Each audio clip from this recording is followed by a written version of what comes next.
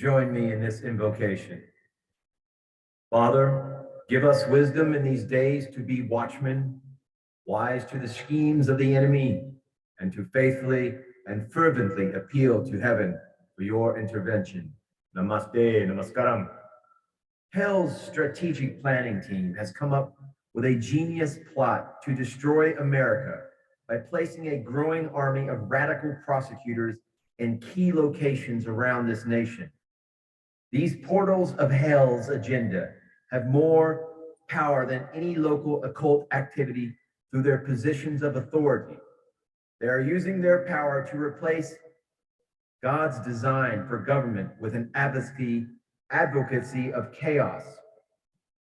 Hidden in plain sight, at last count, 75 radically progressive prosecutors with campaigns funded by the Hungarian national George Soros serve in key cities and communities. The results after just a few years are clear and measurable. Increased crime and murder.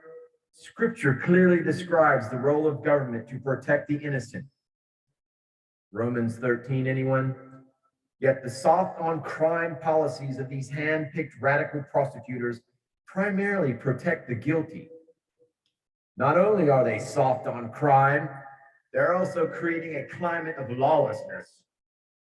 Shortly after the overturn of Roe versus Wade, a large group of these radical prosecutors issued a statement declaring that they will defiantly refuse to uphold their state's new laws to protect life and will instead follow their own personal radical ideologies on abortion.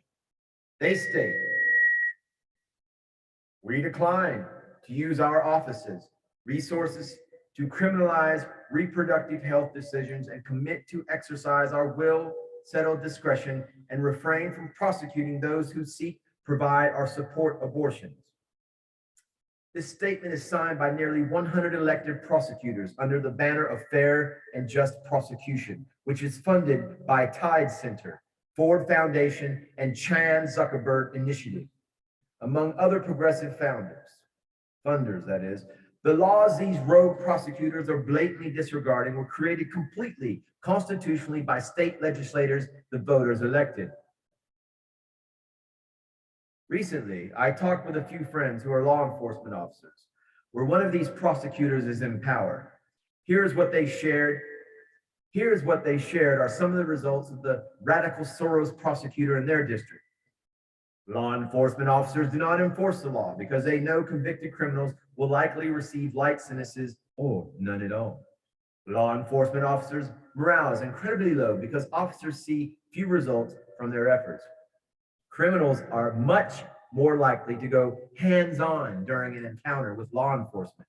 That means suspects are willing to get into a physical altercation with police officers because the prosecutor will most likely support the suspect over the law enforcement officers.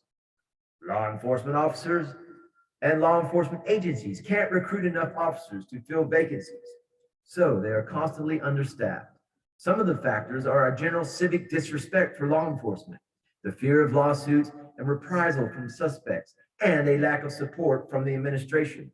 Criminals are more brazen now because they know they can get away with crime, but not up in here. The negative impact on law enforcement officers is not surprising.